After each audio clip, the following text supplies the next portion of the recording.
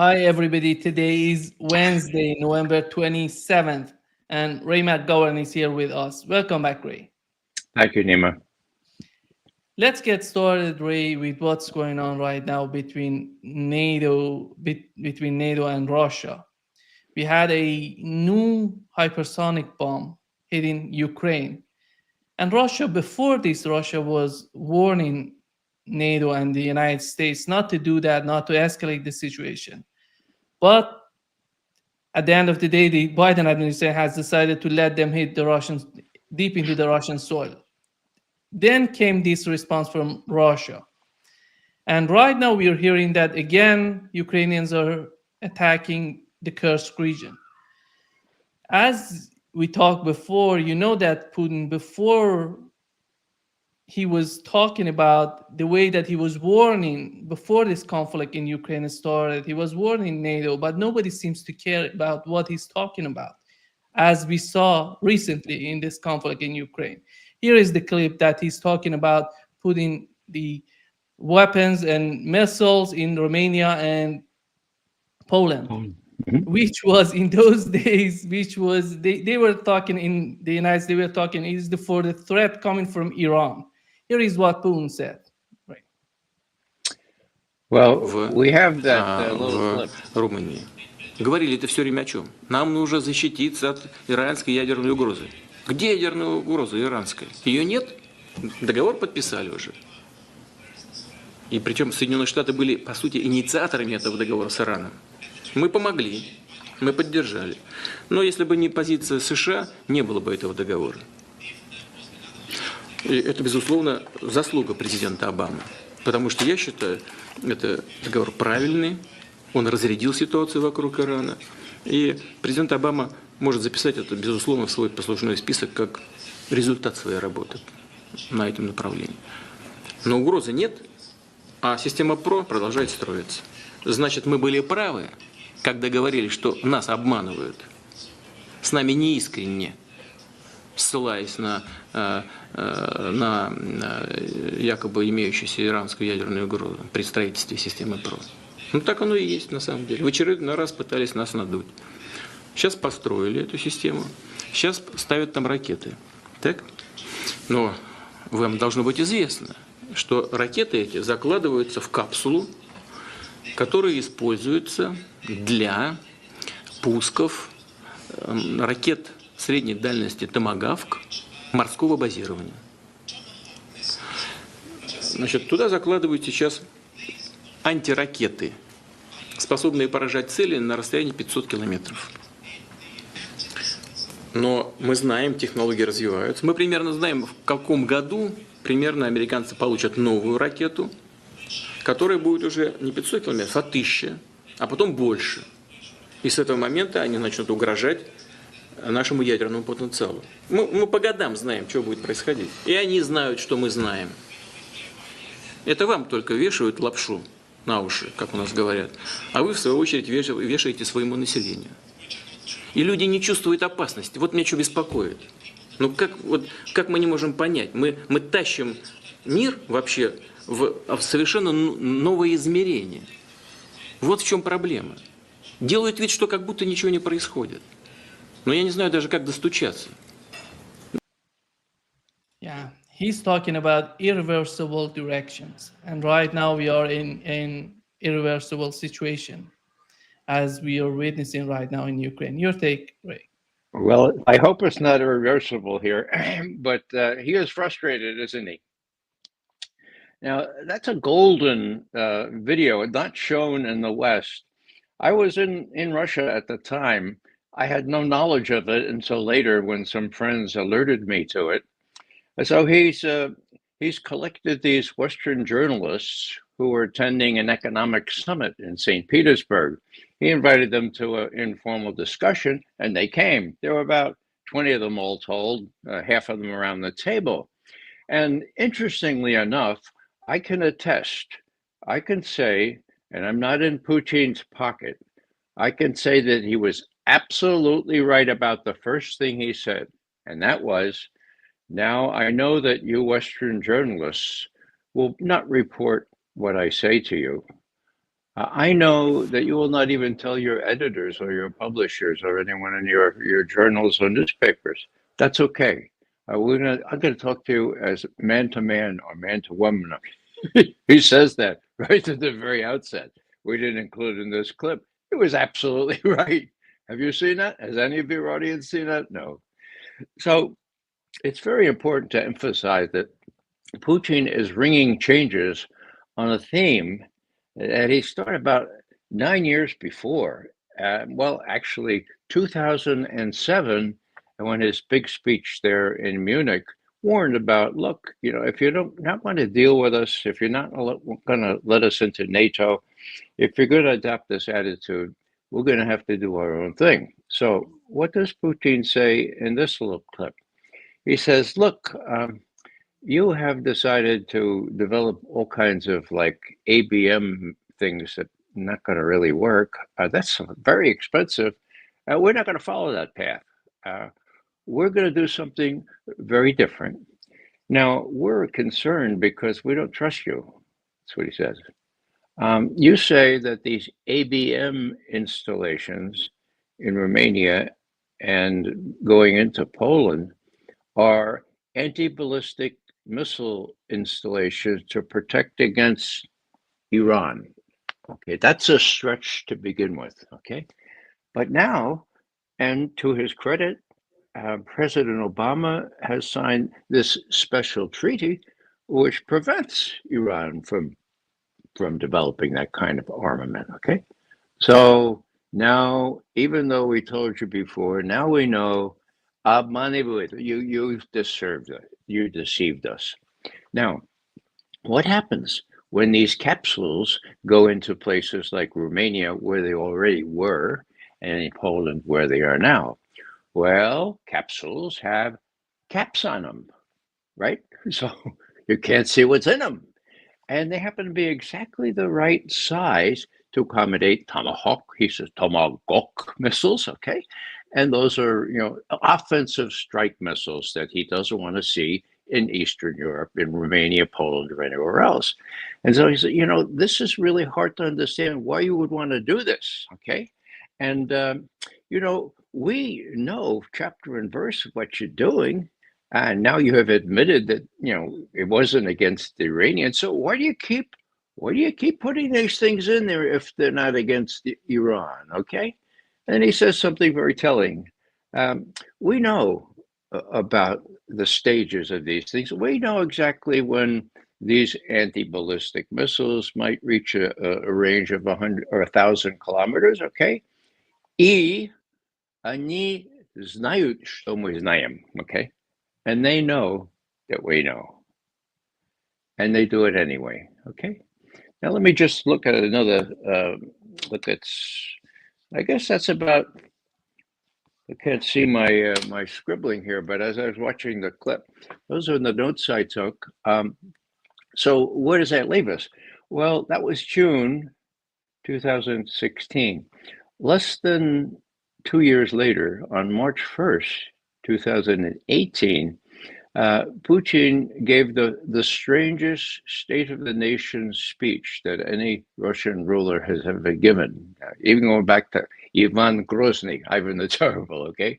What he did, Ivan didn't have these graphics, but Putin did. He had big screens up, and he said, now look, this is what I had to do because the West won't listen to us. They still aren't listening to us. This missile goes around the South Pole. You can't shoot it down.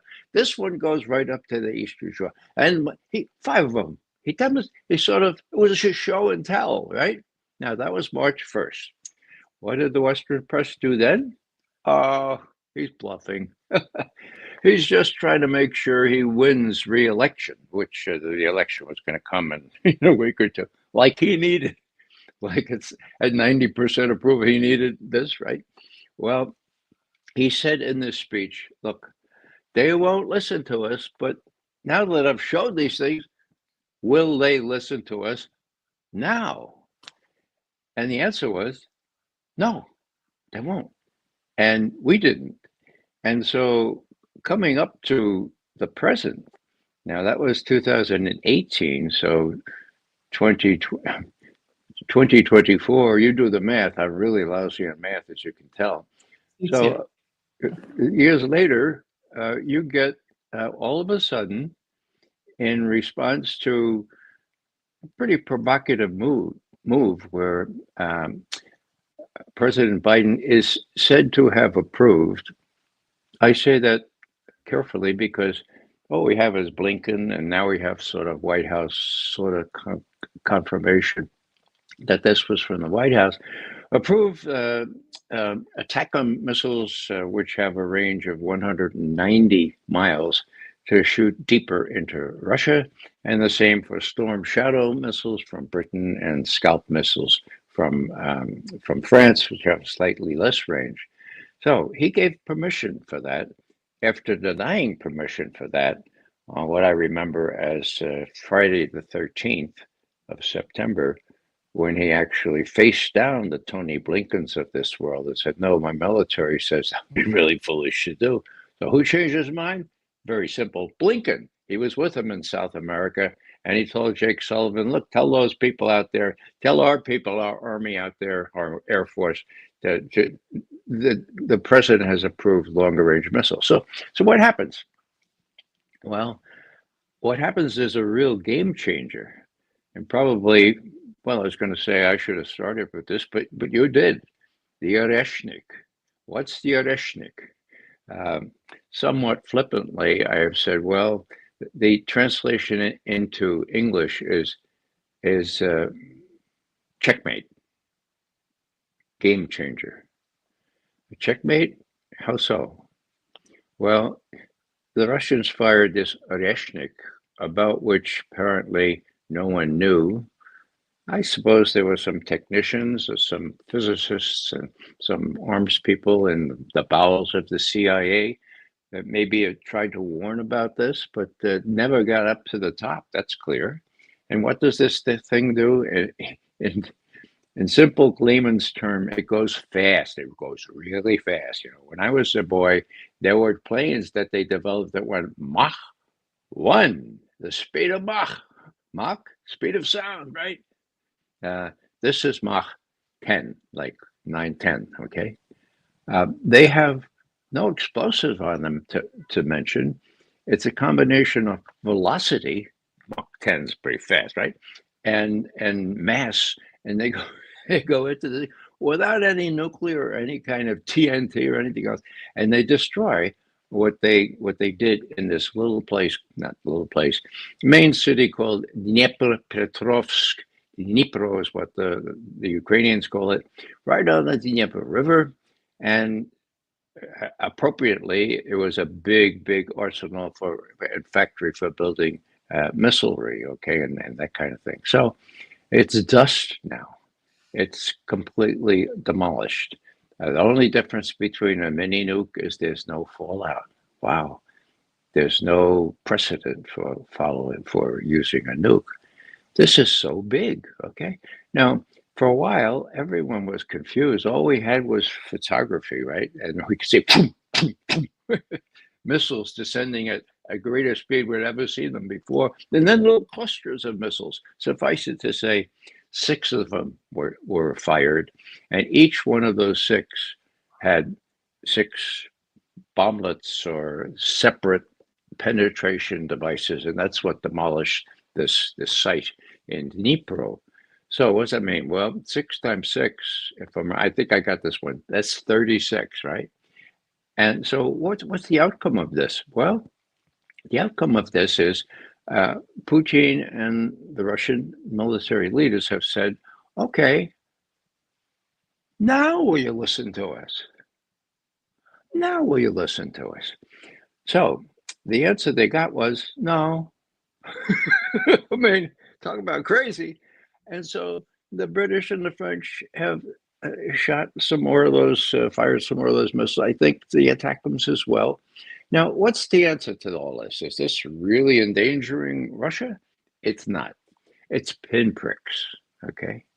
What the Russians have done, as our own military has recognized, Lloyd Austin, the Secretary of Defense, they moved all their sensitive aircraft and other facilities well beyond 200 miles. So not the ATACMS, nothing can reach them, okay?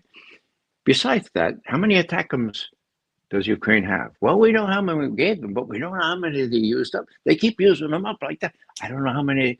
And besides, we're not going to give them any more because we don't have so many, okay? And how many Storm Shadows are there? Not very many, you know? So the Russians are not afraid of this. What they're going to do is retaliate again. And of course, the big threat, and Dmitry Polyansky, just a half hour ago, just before we went on, at the UN, he's the deputy ambassador, he said, look, you know, we reserve the right to hit hit places from which these missiles come, and the people who sponsor these missiles. So not just Ukrainians, but the French for scalps, the British for Storm Shadow, and U.S. facilities are also vulnerable. Now, they've been saying that for a couple of months. My notion is that Putin is too smart right now to fire missiles at NATO members, okay? There are lots of places in Ukraine where you can do the same thing without actually attacking NATO territory. Why? You know, I'm glad I'm not an analyst of domestic policies, but I can't figure out why Blinken and Sullivan prevailed upon the president to do this, because it's a feckless thing. It does have risks, because let's say one of these things does strike a sensitive Russian facility. Let's say, for example, that the Ukrainians use one of these missiles to hit the nuclear power station in Kursk, well within range, or in Zaporozhye. Now, our scientists have looked at Kursk, and they've told me that a good strike on Kursk, which is not protected the way other nuclear power centers are protected, that it would cause 10 times, I say again, 10 times the damage from Chernobyl, when you crank in all the radiation and all that kind of thing. Are the Ukrainians, would they do that? I wouldn't rule it out. So this is still possible. And then I think the Russians would be compelled to do something demonstrative that they don't want to do now. They want to wait at least until January 20th. So I think we're okay, barring this kind of hit on the Kursk nuclear power station or on Zaporozhye. I don't see what damage the Ukrainians can do with these missiles to cause Putin to rise to the bait and hit NATO and start a whole new complex situation before Trump ever comes in. I think he thinks that that's exactly what Blinken and Sullivan would like him to do. He's riding high. He's winning in Ukraine. The sooner that struggle stops and the fewer Ukrainian soldiers and Russian soldiers that are killed, the better. I think he does have some hope, some meager hope, that Trump will speak a little more sensibly than the people that he's nominated so far. And deal, the deal is in the making. It's just that it'll be primarily on Russian terms, because they hold all the high cards. I'm happy that you still believe that there is some sort of hope in the Trump administration, because so far with these people appointed to be part of the Trump administration, I don't know if you saw Mike Waltz talking about his meeting with Jake Sullivan. He said that I'm totally agreeing with him on what's going on in Ukraine. And the new appointment, they're totally against Russia. And the way that they're talking even is not polite. It seems that they're so, I don't know how is it going to influence Russia's views on the next administration, on the Trump administration? Well, you're looking at a statesman in Putin, and I'll say that again, a statesman with sang-froid that I've never seen in a major statement of that stature. He knows that the empire that the U.S. has built is crumbling, okay? He sees it in overextension on the part of the U.S. He tried to warn. You know, people forget that in 2013, Putin helped bail Obama out when everyone was screaming for Obama to shoot Tomahawk missiles on Syria, right? He gave him a way out. He said, look, we're persuaded the Syrians to destroy their chemical weapons under UN supervision and so forth. Obama said, really? And Putin said, yes. There was Putin writing an op-ed in the New York Times. It's worth just repeating that he cited this as a hopeful time where trust had existed, so that enabled this agreement and prevented a war on Syria.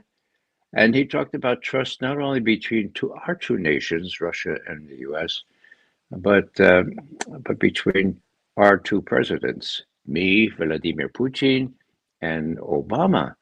Now, he spoke eloquently about that in an op-ed in the New York Times, September 12th, 2013. Look it up. It's still there. I verified that. Now, what he finished saying is, look, the only thing that I object to, and the only thing that can be a corrosive influence on this, is this notion that there are exceptional countries in the world. Now, President Obama, says Putin, just said that last week in a major speech. I disagree. I don't think there are exceptional countries. I think they're good and bad. They're small and big. There's people closer to democracy and people farther away. But when God looks down at all nations of the world, he sees them as equal, period, end quote. New York Times, okay? That was the acme of trust between the US and a Russian president. What happened? 6 months later, the neocons, in the person of Victoria Nuland and others of her stripe, created a coup in Kiev, Ukraine, and things went down real quick. So now that was still under Obama. Did he know they were doing that? I suppose maybe he did, or maybe they didn't tell him to give him plausible denial. But they did it, right? And that was a threat to Russia.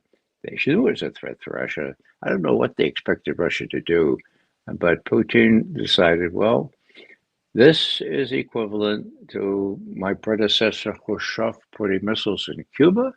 The U.S. can put missiles in Ukraine as well as in Poland and Romania. So I'm going to have to react strongly.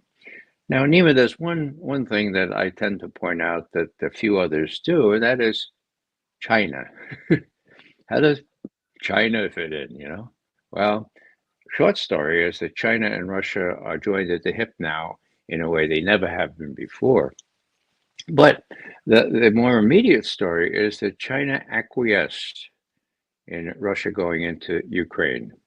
That is very clear to me from lots of reasons, but especially from Chinese rhetoric, you know? They changed from Westphalia, the Treaty of Westphalia, 1648, that's our bedrock principle.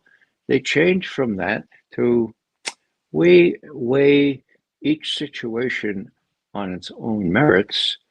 Major countries have core interests, and we think they're justified in pursuing their core interests. Whoa, that's not Westphalia. So they gave Putin a waiver on Westphalia, you could put it that way. So what are the Chinese going to do now? That's what I like to bring up. I've been asking my Chinese specialist advisors. They don't know, but they're very reluctant to think that the Chinese would do anything to be provocative in East Asia. I'm not so sure. What I think is that China could stir up the kind of trouble that would enable the U.S. military to say, "Oh my God, Putin's got this damn new weapon. It's equivalent to a nuclear weapon, but it can be used because it doesn't really follow it." And now China is ramming our ships in the South China Sea, and they're flying real close to Taiwan. You know, are we gonna Mr. President, you wanted to get us into a two-front war when we're sorry, but we're not ready. Okay, we're building F-35s. They don't work real well, but at 100 million apiece, we don't have much money to. So, do you want to get into a two-front war? So, what I'm saying here is that China has a role to play. I think that if push comes to shove, that Putin would go to Xi as he did on the 4th of February, 2022 in Beijing. They were opening the Winter Olympics, and say, Comrade Xi, these people still aren't listening. I can't understand why they won't listen now that we've made a demonstration of what we can do with our technology. Now that we've exposed the lie that we, Russia, are a gas station posing as a country, a gas station with this kind of Oreshnik missile, but they won't listen. So, look, we don't want things to blow up in Europe. We don't trust Blinken and Sullivan, who are in charge now. Would you please ram one of the U.S. ships, or at least come so close that they'll really get a scare in them out there in the South China Sea? I think that's entirely possible. And I fortify that by my experience back in February of 2022, when, contrary to all expectations, China acquiesced at best and then explained away Putin's gross violation of the Treaty of Westphalia. Ray, do you think that with what we've seen so far from the Trump administration, do you think at the end of the day he's going to be able to prevail over these people, or these people are going to get stronger as time goes by against him? It's really hard to say. Again, this is domestic politics, and I'm glad that people realize I'm a novice in this. My opinion is probably better than no one else's. It all depends on how strong a person Trump turns out to be.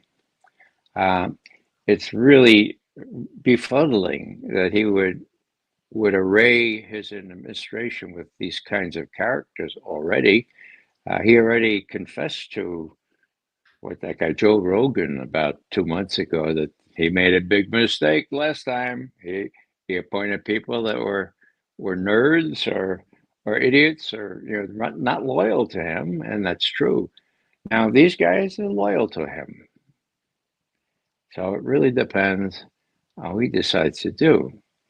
Now he's not bound to what's happened in Ukraine. He's criticized it.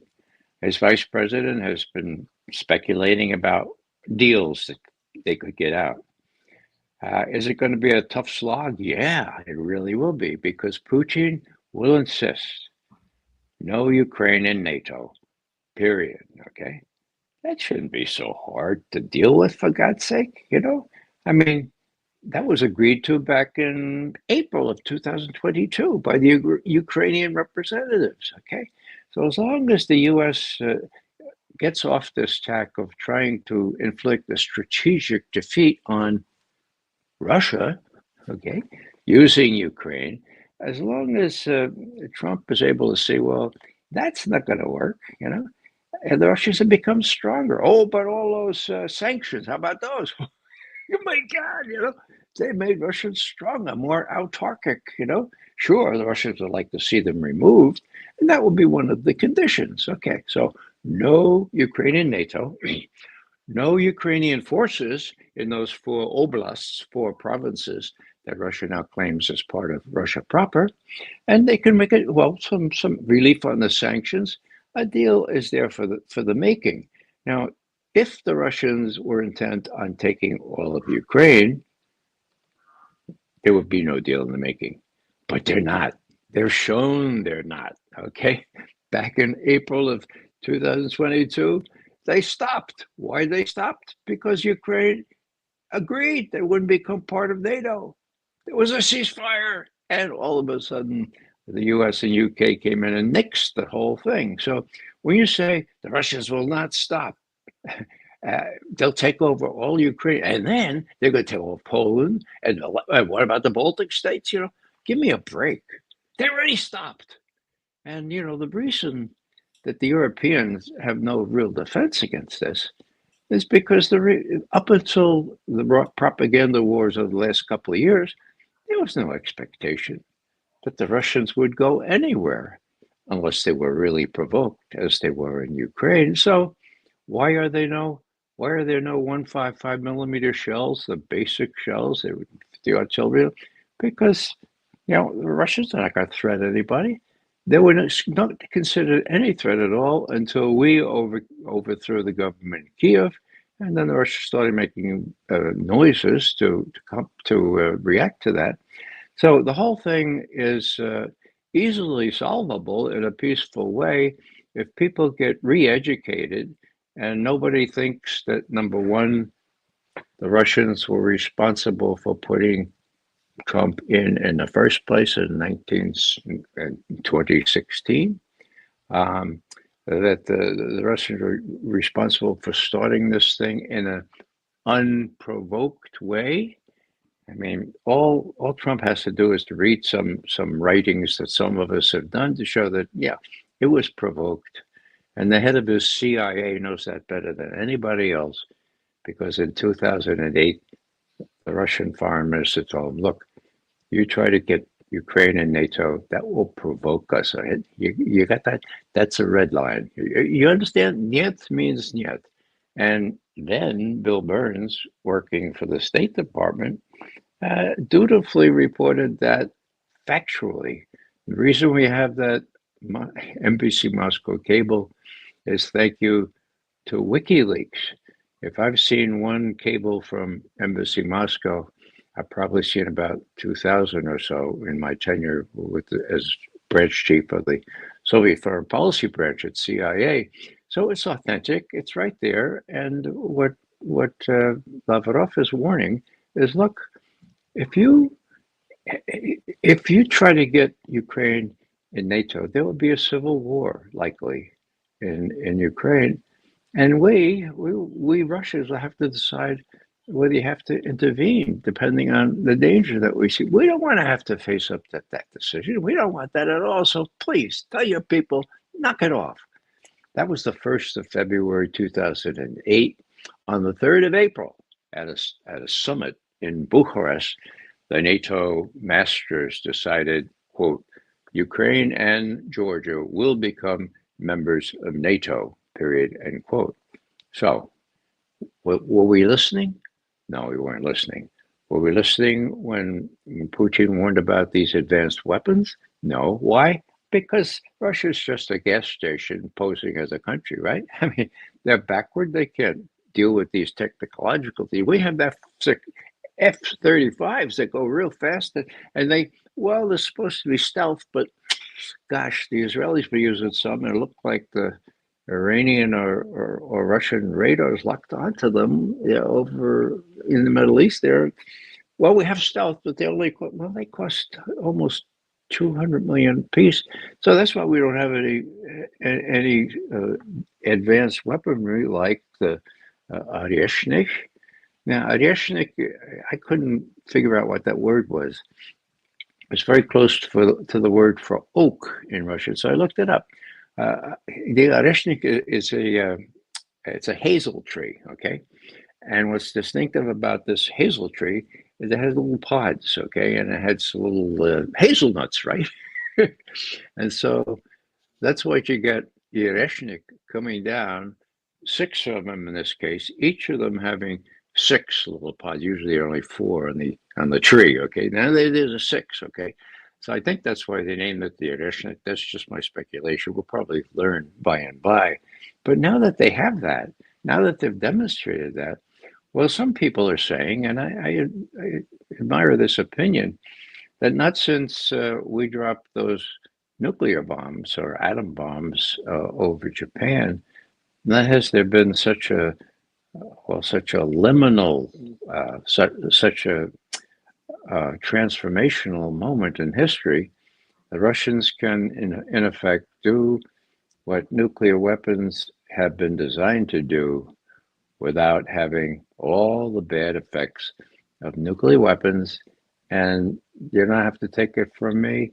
You don't have to take it from Putin. It's been demonstrated in a little place called Dnipro. Dnipropetrovsk is what the Russians call it, and it's a big, big place because it used to build lots of missilery and other sophisticated by Ukrainian and early Russian terms, missiles and stuff like that. Now it's destroyed. How many more need to be destroyed before storm shadows and scalps and attack bombs keep flying? I don't know. And Putin doesn't know either. Now I'm at a loss, The best, I mean, I know that the speculation is mostly that that Sullivan and Blinken are trying to put handcuffs on Trump to make it worse as can be when they leave, so that Trump can't do a. Well, he'll be handicapped in dealing with the Russians. Okay, that makes a certain amount of sense. It's not persuasive to me. What's persuasive to me is these guys are all head. Okay, they're privileged people. They think they can do whatever they want, right? And they want to be able, when they leave the administration, when they leave into the Western sunset, they want to be able to say, look, Zelensky, he was our man, We stood by him for as long as it took, right? We gave him everything, even those longer range missiles. We said, yeah, go ahead. And we did everything we could for him. And, what happened now? Well, what happens now is inevitable. Russia's going to win. And who we blame that on? Not us. We gave him everything he wanted for as long as it takes, right? So this is sort of almost juvenile, but that's the way these guys think, So I think that has a lot to do with it. The point here is that it doesn't matter what I think; it's what Putin thinks, okay? And what Putin is listened to by his, or listens to his generals and his admirals, they're saying, look, we can take no chances here. We take no chances at all. We don't know what they're going to do. Do you think they might strike the Kursk nuclear power station? You know what that would mean, Mr. President. So they're on tenterhooks. And I just remind people that when Putin was asked a year ago what kind of president he would prefer in America, he said without hesitation, a predictable president. A predictable president. That's why we favor President Biden, he said with a sort of tongue in his cheek. And later he said, and that's why President Biden asked us to favor the vice president. So that's why we favor the vice president. Tongue in cheek. I don't think they favored anyone. And they got the worst of it because Mr. Unpredictable, his name is Donald Trump. And I don't know what he's going to do. But he has, and I have some hope that he has more latitude to do the right thing, and that is stop the killing in Ukraine. My God, I don't want to talk about Gaza because that's a different situation. That's awful. Okay, I don't know what he'll do about that. But in this case, if he listens to the right people and he takes the message from the military, and that's our saving grace. The military knows what these Oreshnik things can do, and they know that we have no defense against them. And that's the main thing, What? Just to set one other little footnote here, when Putin made the announcement, right when the Oreshniks hit Dnipropetrovsk, he said, "Look, we gave 30 minutes warning. As you probably know from Scott Ritter and others, there was more warning than that with these things out in the open, easily imaged by satellite. So they knew that they weren't nuclear, and they know that they were coming. And Putin says, well, the reason we can do that, without making these things vulnerable, is because there is no defense against these missiles. They go too fast. Okay. Hello. That's big. Okay. So next time we use them, he says, we'll give you advance warning. We'll get your civilians out of the way. They're going to get civilians out of Kiev? I don't think just yet. But civilians out of other popular areas if there are military bases that the Russians want to hit. So, not interceptable. you know, it just is. It's a game changer. I mean, we finally can use that word. We talked about game changers before, which were, as we do, not game changers. This one is. And so the question is, why? Why does Britain, why does France, why do we keep baiting the Russian bear? I haven't heard anything out of Germany. And Scholz, of course, is very much in jeopardy. He's probably going to be out on his ear in another month or two. Will he reverse his decision on the, what do they call them, the Taurus missiles? They have even greater range than the ATACMS. He'll be under great pressure to do that. He'll also be under great pressure not to do that by increasingly large segments of the German populace. So there's a bellwether right there. What is Scholz going to do? Is he going to get in step as he always has in the past? Or is he going to say, well, no, my people are against this. Doesn't make much sense for us. And they're really longer range. They could get us in a peck of trouble. Maybe, just maybe, the Russians would strike a base from which these things came. And we know from intercepted messages between top generals of the Luftwaffe, the German Air Force, that they were contending with this issue about, well, we could put them in Ukraine. Oh, yeah, but then we'd have to man them because the Ukrainians can't use these. So we'd have to be there physically. So we have to tell the defense minister that in case, well, look, it's not going to make, say these Air Force generals, Luftwaffe, they say, look, it's not going to make any difference in the trajectory of the war, okay? So, be advised, this is a political thing. So when you brief the defense minister, make sure you're aware of that. You don't say that, of course, but you make it clear that these things aren't going to change anything. And ironically enough, Nima, in the New York Times and the Washington Post and all these other outlets that the CIA and the Defense Department sometimes use, they all said, like in paragraph 28, senior U.S. officials say this is not going to make any difference in the outcome of the war. Oh, okay. Oh, hello. So, no. I mean, the whole thing is crazy. And as I say, it doesn't matter what I think is crazy. It matters what Putin thinks is crazy. And a lot of people are more alarmed than I am. And it could be that I'm putting a little bit more weight on Putin's sang-froid and his perspicacity than is intended. But I think he's riding high. I don't think he's going to be provoked. So to the degree that relaxes some of our alarm, so much the better, because I think it is true. You've mentioned that Olaf Scholz doesn't know what's going on, but at least, thanks God, we have somebody in Germany who knows about the technology used in this new hypersonic missile, Oreshnik. Here is Ursula von der Leyen talking about the technology being used in this. For the Lion. Military is taking chips from dishwashers and refrigerators to fix their military hardware because there are no semiconductors anymore.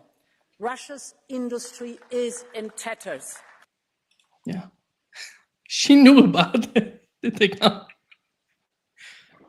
Gottes Willen. It's really, I mean, how the EU was reduced to the likes of Ursula von der Leyen. Von der Leyen is the way you pronounce it in Germany. It's sort of risque to say she's lying all the time. But, most of the German citizens have been inclined to believe what they see in their press, which, if anything, is even worse than our media, if you can imagine that. Now, there are new forces in Germany. I'd like to just mention this new one, which is a new party around a person who left Die Linke, the left party, which kind of decided not to be left anymore. I mean, and so they got left, so to speak. Sort of like Bill Clinton, what he did to the Democratic Party. Anyhow, this incredible woman. Let's see what she started this. Wagenknecht is her last name, and she started this new party. Okay, now she's dynamic, and she has lots of really smart women working with her. And one of the names is Dagleden, and she said this, which speaks volumes. She said to the German people, "Look, unser erster Pflicht, our first duty, is sich nicht von diesem Königreich verlegen, nicht dumm machen zu lassen." Okay, our first duty is by diesem Königreich, by this kingdom of lies. Okay, lies from der Leyen, and okay, by this kingdom of lies, nicht dumm machen zu lassen, not let ourselves be made dumb. Okay, now thanks to you, Nima, and to the judge, and to many other people, a lot of Americans are getting educated now. And I hold some hope out for the Germans, because they're very talented, and they're very talented and smart people. So if they start to realize what a mockery their media is, they may come around to saying, well, okay, when we have a new government this spring, which is probably going to happen before September, when the elections were promised, we ought to let people like Sada Wagenknecht and Dagliden let that party in the government. Now, what would that mean? I mean, real big development. I mean, the party is brand new. It's not even a year old, and they're already up there in the eastern part or northern part of Germany. They're getting, what, 12, 13, 14, 15% more than some of the old parties. So unless the Christian Democrats, seize the momentum here and get in concrete there again, I see hope that the German scene will change. And then so I hope before I die, someone will say, hey, what happened to the Nord Stream pipelines? Was it really a bunch of Ukrainians on a sailboat? I don't know. So, when the Germans find out that it was the U.S. that did it, and as I say, Seymour Hersh has a story, chapter and verse. No one has been able to put holes in that story. When they find out that, then Europe will find it easier to distance itself a little bit more from the U.S. It's already happening. Hungary, Slovakia, Turkey, a lot of those countries not going to go along in a goose step with the U.S. anymore. Even the Germans, may not goose step. You did a little mockery of von der Leyen. I'll do a little mockery of a great comedian when I was a kid. His name was Sid Caesar, and right after World War II, he did the same big Nazi uniform, and he'd be drilling his troops, and they weren't doing a real good job. And he'd said, look, if you don't learn the goose step, we won't win the war. If you don't learn the goose step, we won't win the war. Okay, it was funny then. It was really funny then, because we were just coming out of World War II. And I have to confess, that was my formative experience. I was real small, but it was all during the war. I was born 1 week before the war started. And that was the reality. And first time I was in Europe, the detritus, what was left over in places like Munich, was open to the eye. That gives you sort of some feeling. And then if you serve in the military, it gives you some feeling what war is like. One of the main rubs here is that Sullivan, Blinken, Biden, they don't even know what being in the army is like. Biden had 5 deferments during Vietnam.